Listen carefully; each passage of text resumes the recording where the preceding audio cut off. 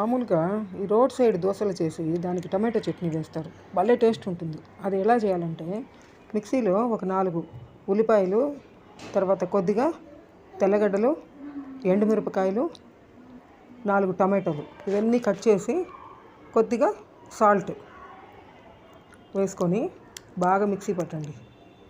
బాగా మెత్తగా వచ్చేంత వరకు మనము మిక్సీలో వేసుకోవాలి.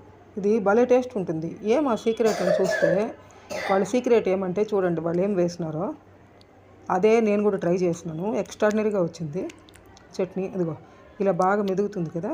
ఇప్పుడు ఏం చేయాలంటే బాండ్లీలో 1 టేబుల్ స్పూన్ ఆయిల్ వేసుకొని జస్ట్ కొద్దిగా ఆవాలు, కరివేపాకు ఉంటే వేయండి, నా దగ్గర లేదు కాబట్టి వేయలేదు.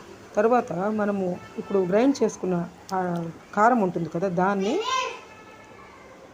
బాండ్లీలో వేసి ఆ పచ్చి వాసన పోయేంత వరకు బాగా వేపండి. కొద్దిగా కావాలంటే వాటర్ కూడా మనము యాడ్ చేసుకోవచ్చు కొంచెం నీళ్ళుగా ఉండడానికి. ఇలా బాగా మరిగేటప్పుడు మనం చేసుకున్నాం కదా దోసపిండి, ఆ దోసపిండిని ఒక గరిటె వేయండి.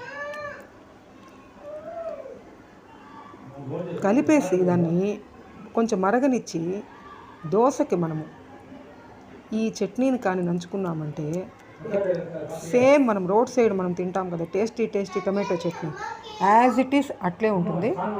మీరు కూడా ఒకసారి ట్రై చేయండి, మీరు ఖచ్చితంగా ఒప్పుకుంటారు ఈ చట్నీ సూపర్ అనేసి.